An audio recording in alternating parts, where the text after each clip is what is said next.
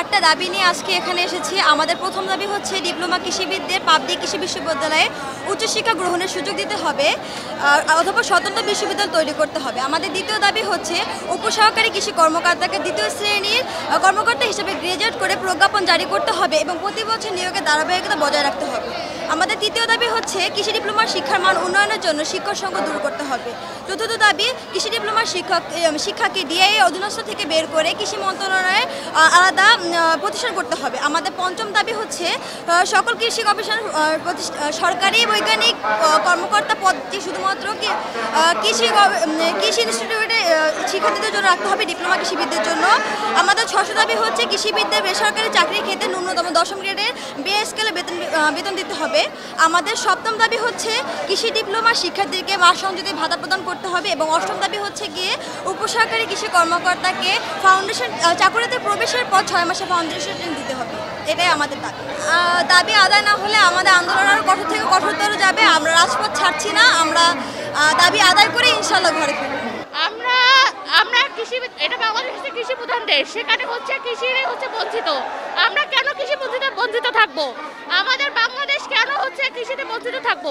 আমরা কেন আমাদের যে পড়তেছি, আমরা বাবা মা কি আমাদের কষ্ট করে পড়াশোনা করা যাচ্ছে না? আমরা কেন আমাদের বাবার অত সামর্থ্য নাই যে আমরা অন্য হচ্ছে দেশে গিয়ে আমরা পড়াশোনা করব বা চাকরি করব? বিশ্ববিদ্যালয় আমাদের বাংলাদেশে চাই। উচ্চশিক্ষা প্রকল্পের জন্য সময় লাগবে, আমরা সময় দেব, তাও হচ্ছে আমরা পরীক্ষা বর্জন করে ছাড়বো। আমরা দাবিগুলো আমরা নামছি, কিন্তু দাবিগুলা তারা কিছু মানুষরা হচ্ছে আমাদের দাবিগুলা মানে সঠিক বলে মনে করতেছে না, কিন্তু আমরা মনে করতেছি যে এই দাবিগুলো আমাদের অনেক প্রয়োজন।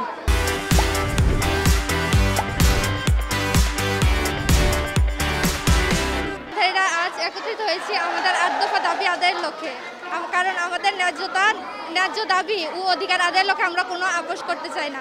তাই আমরা সরকারের প্রতি অবিলম্বে আহ্বান জানাচ্ছি আমাদের এই 8 দফা দাবি মেনে নেওয়ার জন্য। না হলে আর অন্যথায় আমাদের এই আন্দোলন দাবানলের মতো ছড়িয়ে পড়বে, যা কৃষি সেক্টরের ভবিষ্যতের জন্য ইতিবাচক বলে হবে না। আমরা দীর্ঘদিন এই কর্মসূচি পালন করে আসছি।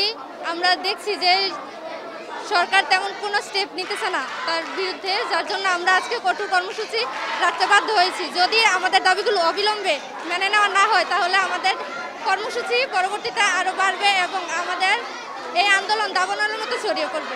এটার পেছনের কারণটা হয়তো হতে পারে যে বাংলাদেশের মানুষ অথবা সরকার আমাদেরকে উচ্চশিক্ষার জন্য সুযোগ দিচ্ছে না। হয়তো ওনারা মনে করতে পারে যে আমাদের ওইরকম কোনো মানে দক্ষতা নেই বা আমাদের ওইরকম নিজেদেরকে প্রুভ করার মতো ওইরকম অ্যাবিলিটি আমাদের নেই, কিন্তু আমরা চাই আমাদেরকে ওই সুযোগটা দেওয়া হোক যাতে আমরা নিজেদেরকে প্রমাণ করতে পারি যে আমরাও পারি। আর অন্য সব আমরা কৃষি ডিপ্লোমা থেকেও আমরা পারি যে অন্য সবার মতো নিজেদেরকে প্রমাণ করে আমরাও দেখাতে চাই।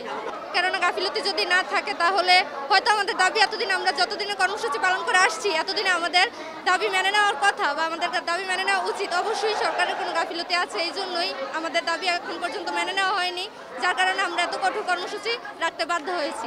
একটা মহল আছে যারা মানে এটা চায় না, তার মধ্যে আমাদের শিক্ষকরা আছে, বিভিন্ন মহল আছে যারা আমাদের এটা